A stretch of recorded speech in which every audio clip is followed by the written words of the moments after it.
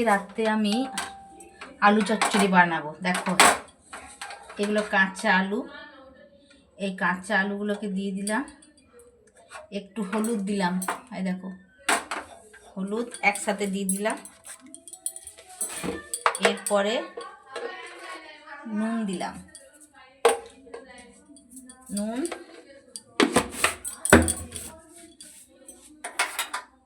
Tomato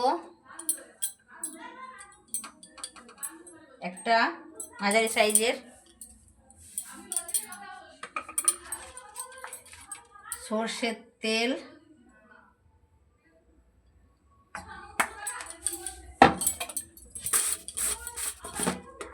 একটু শুকনো লঙ্কার গুঁড়ো,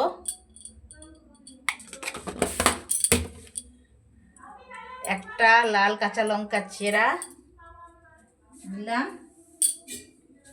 এবারে গ্যাসটা জেলে দিলাম আর দিলাম জল,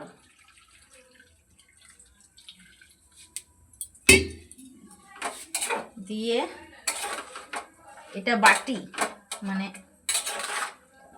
কাঁচা আলুটাকে না ভেজেই চাপিয়ে দিলাম কাঁচা তেল দিয়ে।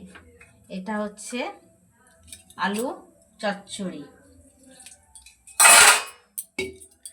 এরপরে ঢাকা দিয়ে দেবো, হতে দেবো কিছুক্ষণ। এবারে দেখবো আলুটা সেদ্ধ হয়ে গেছে কিনা।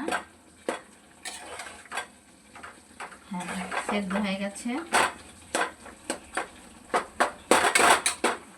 এই যে টমেটোটা গোটা দিয়েছিলাম, সেটা একটুকুন খুন্তিতে করে মিশিয়ে নিচ্ছি। এটা হচ্ছে বিনা ঝঞ্ঝটের তরকারি। আপনার যদি কোনো সময় শরীর ভালো না লাগে, করতে ইচ্ছা না হয়, তাহলে এমনি আলু কেটে সমস্ত কিছু মিশিয়ে একসাথে বাটিতে বসিয়ে দিতে পারেন, ঢিমি আছে, তাহলে আর কিছু করতে হবে না, হয়ে যাবে এতেই। একটু ধনেপাতা দিলে ভালো হতো, কিন্তু ধনেপাতা ছিল, খারাপ হয়ে গেছে, পচে গেছে, এই জন্যে এটা নামিয়ে নেব। মন করলে একটুকুন কাঁচা তেল দিয়েও নামায় অনেকে, আমি আর তেল দেবো না, বেশি তেল দিলে আমার মেয়ে আর স্বামী চেঁচাবে, এটাই নামিয়ে দেবো। একটুকুন জুসি হয়েছে, এটা রুটি দিয়ে খেতে সুবিধা। চলি বন্ধুরা, তোমরাও করে খাবে, কেমন হয়েছে জানাবে কমেন্ট করে।